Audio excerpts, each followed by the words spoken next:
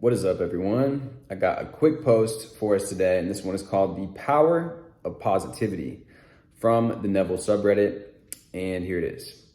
If you know about the teachings of Neville Goddard, you know the power of your thoughts and feelings, and you know that nothing can happen in the outside world if it doesn't happen in the inside world. You might find yourself too often thinking if you're thinking the right thoughts all the time, because if you had it, you wouldn't be thinking that.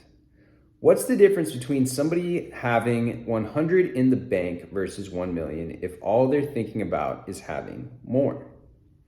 Far too often I see people seeing the act of conscious manifestation as some manipulative sorcery. Like if you want to score this chick, you're thinking, how do I think my way into having this girl like me? Instead of just walking up to her and not thinking too much about it. I work in a casino as a croupier, I'm not sure about that word, but I witness who loses and who wins money. The people who are having the most fun are the ones who win. Those who lose are the ones who are too concerned about the money than the game itself. The same goes with getting laid in nightlife. Those who are enjoying themselves the most and having the most fun are the ones everybody wants to be with. Those who try to manipulate their way into having people like them are set up for disaster, as people can see right through it. And if not, the mask wears off sooner or later. Instead of thinking, how do I manifest an extra 100,000, say to yourself how grateful you are for what you already have. And if you're in debt, be happy you're not in even more debt, and don't overthink it. Positivity, like gratitude, joy, and love, can't help but generate more of that. And if you're trying to manipulate the universe into giving you something, you sure as hell won't get it. And if you will, you'll lose it even quicker than you got it.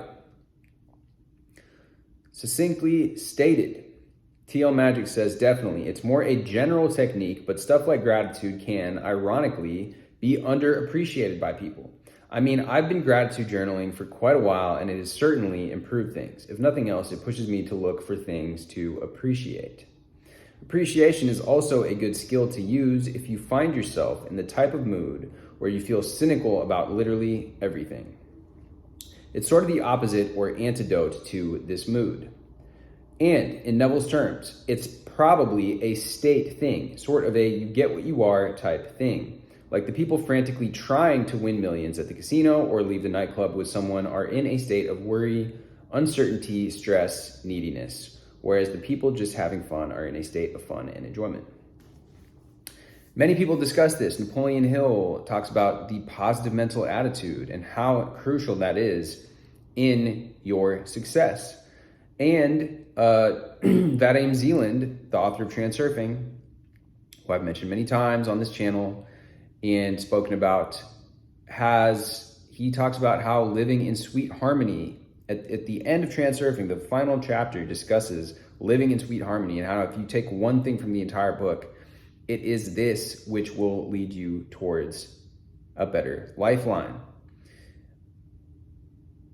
The idea as well is stated earlier on in the book, and there is a reference to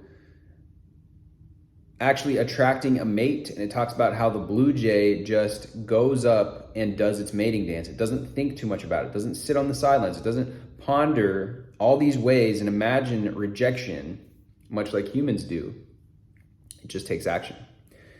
Dr. Robert Anthony also talks about your feeling. You want to feel your way, and so does Neville, obviously, into the state that you want to be in. Feel your way into the desired state. Anyways, guys, thank you for watching. Let me know if you found this helpful. Drop me a like, drop me a comment as usual. And if you have not already, hit the subscribe, and I will see you guys very, very soon.